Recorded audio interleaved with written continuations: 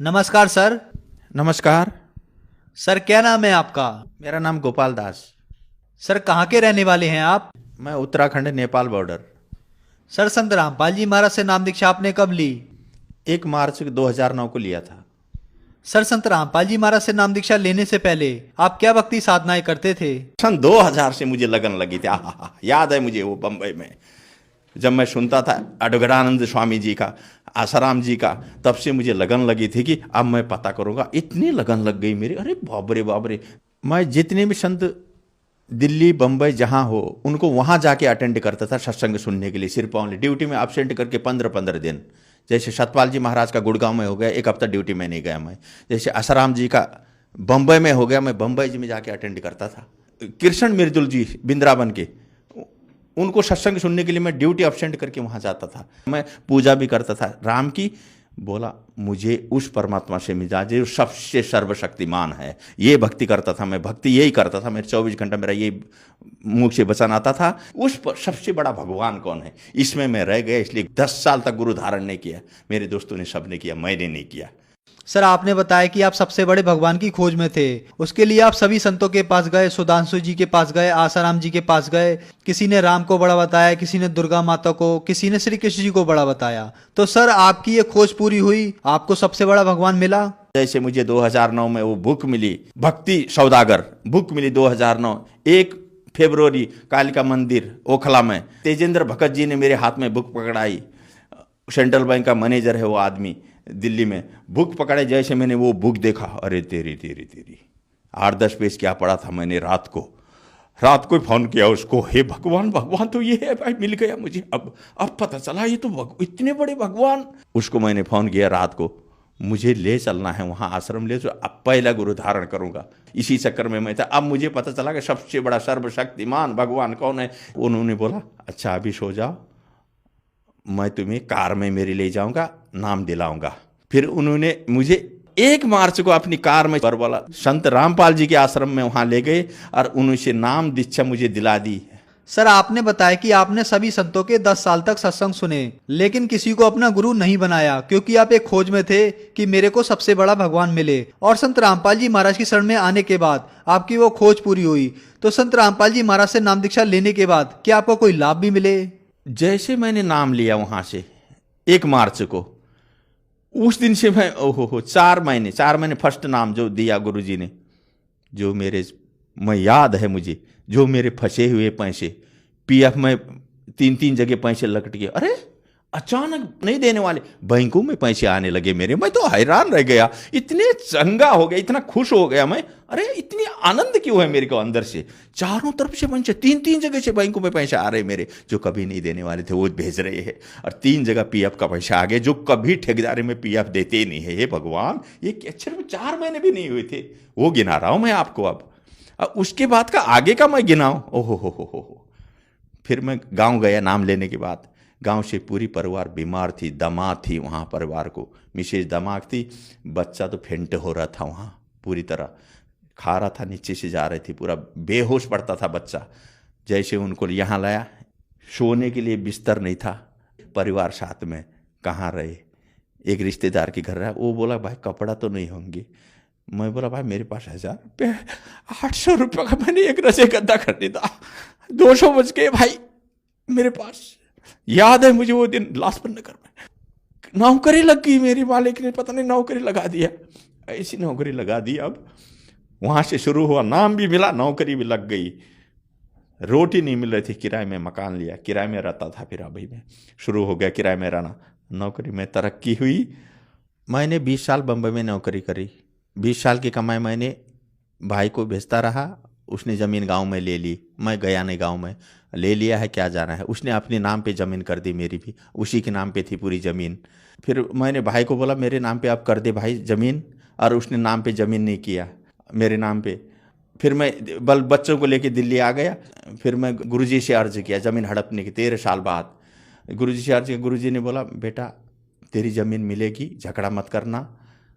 और जैसे गुरुजी ने ऐसा आशीर्वाद दिया मुझे 2013 में, और जैसे बरवाला से सत्संग सुन के मैं घर में आया, दिल्ली में किराए में रहता था, और किराए में रहने के बाद 5वें दिन उसने गांव से पूरा कोर्ट का डॉक्यूमेंट पेपर भेज के वहाँ का सब भेज के यहाँ आदमी को भेजा, और चल भाई तेरी ज़मीन तेरे नाम पे करता हूँ करके वो आदमी लेके मेरे को ढूंढ रहा है कि एड्रेस ढूंढ रहा है। किराए के मकान में रहता था मैं। ऊपर मकान वाले बोलता है कौन आया है देख।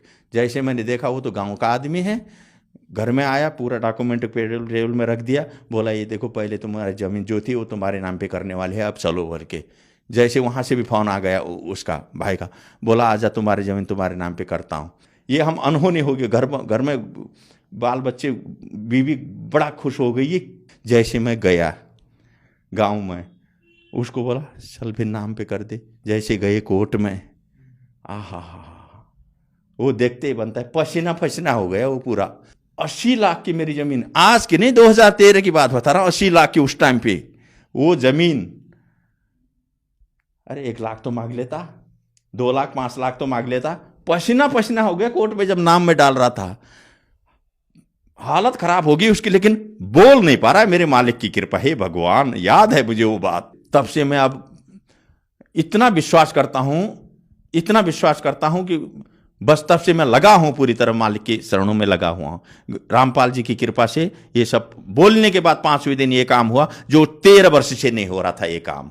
ये है गुरु जी की कृपा, ये है परमात्मा की कृपा, पूर्ण परमात्मा की, जिस परमात्मा की मैं खोज में था। और उसके बाद जो गांव से बच्चा लाया था मैं, आधा मुर्दा बेहोश पड़ने वाला। मैं ड्यूटी जाता था, गली में से आदमी आते थे, कंपनी में फ़ोन करते थे भाई बेहोश हो गया चल ले जा, फेंट हो गया। 2-4 आदमी लग के हॉस्पिटल ले जाते थे। हमेशा की बात, कंपनी वालों ने भी देखा ये बात। फेंट हो जाता था पूरा तरह, बेहोश, जो खाया यहाँ से निकलता था बिल्कुल गिरा, बेहोश हो, आँख सफ़ेद। घर में रो पड़ते थे सब, बीबी बच्चे अगल बगल वाले, सफ़ेद आँख हो गई, अरे होश नहीं आ रही है, ये कंडीशन था। 1 साल कलावती हॉस्पिटल में रहा वही बच्चा। फिर मैं गुरुजी के पास ले गया और नाम दीक्षा दिलाया उस बच्चे को भी। रामपाल जी गुरुजी मेरे भगवान ने आशीर्वाद दिया, याद है मुझे, ऐसे ले गया आशीर्वाद दिया वो बच्चे को। उस दिन से वहीं पर बीमार कहाँ रह गई पता नहीं, तब से आज देखो फर्स्ट डिवीजन में पढ़ रहा है, हेल्थी है। बीमार नाम की चीज़ नहीं है, कहाँ उड़ गया वो बीमार। मैं बताओ 1 साल से कलावती हॉस्पिटल में फेंट होने वाला बच्चा। ये है कमाल का प्रमाण, ये है पूर्ण परमात्मा की ताकत, याद है। दूसरा लाभ बताता हूं मैं आपको। नोटबंदी हो गई, 11 तारीख को मुझे कंपनी से पैसा लेके आया मैं। 40 नोट थे मेरे पास, 1000 के। 40,000 रुपये बैंक में रखने के लिए रास्ते में गिर गए और 1.5 घंटा वहाँ लाइन पे लगा के जैसे नंबर आया पैसा देखता हूँ पैसा नहीं है। हे मालिक ये क्या हो गया, वहीं पर अर्जी किया भगवान को। और मुझे पता है मालिक ने बोला था जब तक नियम और मर्यादा आपके पास है तो सब काम होंगे। और मैं नियम मर्यादा का पक्का ऐसे रहता हूँ, मैं जहाँ दुविधा हो मैं करता ही नहीं हूँ। इसलिए मेरे भगवान ने मेरी सुनी। रिटर्न आया 1.5 घंटे के बाद, रोड में, मेन रोड में जहाँ गाड़ी चल रही थी, पैसे रखे हुए 40,000 की गड्डी उठाया बैंक में जमा करके। हे भगवान, ये अब क्या बताऊँ मैं, 10,000 20,000 ऐसे कई केस है मेरे, ऐसे केस है, सब मालिक ने पूर्ति किया। सुख शांति। अब देखो मैं करोड़पति हूँ इस समय, जिसके पास 0 पैसा नहीं था। याद करो ये परमात्मा रामपाल जी की कृपा है भाई, ये पूर्ण परमात्मा कबीर साहब की भगवान की कृपा है। ये देखो एक दिन मेरे कंपनी में 10,000 रुपये वहाँ गिर गए थे बाथरूम में। सफाई वालों को मिला, उनसे पूछा मैंने, नहीं मिला। बोला जैसे मैं घर में आके 1.5 घंटे बाद जोत जगाया, जिसको पूछ रहा था वो नहीं बोलने वाले ने जोत जगाते टाइम फोन आ गया, फोन उठाया, बोला तुम्हारे पैसे भाई मिल गए हैं, ले जाओ। ये होती है परमात्मा की कृपा, कोई दिखा नहीं सकता है। 7,000 का मोबाइल सफदरजंग हॉस्पिटल में, पीपल के पेड़ के पास खाना खाया, फोन उधर भूल गया। हे मालिक फोन जाने दो, 7,000 का। रो के, याद है वो दिन मुझे अभी, रो के मैंने बोला मैं असुर निकंदन आरती कैसे करूं अब बताओ। ये इसमें मैं रह गया, मैं किस में करूं आप बताओ। असुर निकंदन रमणी दोपहर को करनी थी मुझे। क्यों, मैंने जिंदगी भर एक भी चीज नहीं छोड़ा हूं अभी तक, किसी कीमत पर रात दिन लगा के 3 टाइम की आरती जो जो आपने बताया वो मैं पूर्ण किया हूं और पूर्ण करूंगा। ये मेरी छूट जाएगी अभी मालिक। फोन मेरा गायब हो गया, कंपनी में फोन है, कंपनी वालों ने मुझे फोन किया, दूसरा फोन में घर में किया, ये कांटेक्ट हो कि वो फोन मुझे 7,000 का दे के गया। क्यों दे के गया वो, अब बताओ ये क्या चीज है। ये पूर्ण परमात्मा की शक्ति, ये रामपाल जी गुरुदेव की शक्ति है। ये देख लो भाई, आंखों देखी प्रमाण बता रहा हूं मैं। और दूसरा लाभ, पत्नी की दिमाग की बीमारी पूरी तरह दिमाग की बीमारी, और 5 साल से दवा ESI में चल रही थी। सांस लगना, वो हो जाना, संत रामपाल जी की कृपा से नाम लेने के बाद खत्म हो गई बीमारी, पूरी तरह बीमारी। अब देखो कहाँ गई बीमारी। सर, संत रामपाल जी महाराज से नाम दीक्षा लेने के बाद आपको बहुत सारे लाभ मिले, तो जो समाज आज आपको देख रहा है और वो भी किसी न किसी बीमारी से ग्रस्त है, तो क्या वो भी संत रामपाल जी महाराज से नाम दीक्षा लेने के बाद ठीक हो सकते हैं? मैं पूरी पृथ्वी के भक्तों को या पूरी दुनिया को ये अनुभव बता देता हूं मैं आपको। अगर संत पूरी पृथ्वी में जितने भी संत है, पूरी पृथ्वी के जितने भी गुरु है, जितने भी भगवान है, अगर सिर्फ संत रामपाल जी से अगर नाम लो, एक बार प्रैक्टिकल देख लो, नाम लेने के बाद अगर नियम मर्यादा जिसमें बताए गुरु जी वो अगर कर दो, तुम सबके कदम छोएंगे। ये दुख है ना, ये दुख कदमों में रहते हैं, फिर तो दुख होता ही नहीं है ना, पूर्ण पूर्ण पूर्ण पूर्ण हो जाता है, पूरी तरह पूर्ण होता है नियम मर्यादा में रहने के बाद। ये हमने देखा है, ये सभी के लिए हो रहे हैं हमारे आश्रम में। गुरुजी संत रामपाल जी से नाम दीक्षा लेने के बाद।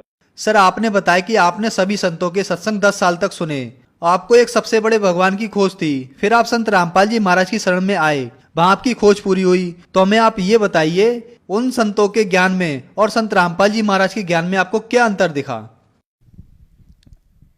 इसमें मुझे ये लगा, अब उनका ज्ञान तो 2% में नहीं है और गुरु जी का ज्ञान 100% है, संपूर्ण शास्त्रों के आधार पर है गुरु जी के ज्ञान। और वो खुद मिला के देख ले, ब्रह्मा विष्णु महेश से ऊपर से भगवानों को न जानते हैं, वो 8 क्लास की विद्या भी नहीं है, नंबर 1। वो खुद जन्म मृत्यु के चक्कर में है वो भगवान। अब पूर्ण परमात्मा की बात तो बातें अलग हो गई, ऊपर के भगवान की बातें अलग है। क्षर अक्षर परम अक्षर, ईश्वर परम ईश्वर को तो कोई जानता है नहीं पृथ्वी में। संत जो गीता में पढ़े हुए है, गीता में पूरा लिखा हुआ है, 4 वेदों में है, गीता में है। बताओ, इन ग्रंथों में लिखी हुई चीज को भी नहीं समझ पा रहे। इन संतों से क्या, इनको तो अपने ग्रंथों का याद नहीं है, इनको ग्रंथों का जानकारी नहीं है, नंबर 1। गीता के बारे में किसी संत को पता नहीं है। बताओ, बड़े बड़े संतों को देख लो आप, कोई बता नहीं सकता गीता के बारे में। संत रामपाल जी ही बता सकते हैं इन शास्त्रों के बारे में। सर, संत रामपाल जी महाराज से नाम दीक्षा कैसे ली जा सकती है? पूरे हिंदुस्तान में, हर स्टेट में, हर डिस्ट्रिक्ट में पूरे नामदान केंद्र खुले हुए हैं भक्तों के। पूरे भारत की बात कर रहा हूँ मैं, नामदान केंद्र खुले हुए हैं। जो आदमी जिस स्टेट का जिस जगह का रहता है, वहाँ पूरा नामदान केंद्र में कांटेक्ट करो, संत रामपाल जी से नाम दीक्षा लो और अपना कल्याण कराओ। धन्यवाद सर। नमस्कार, सत साई।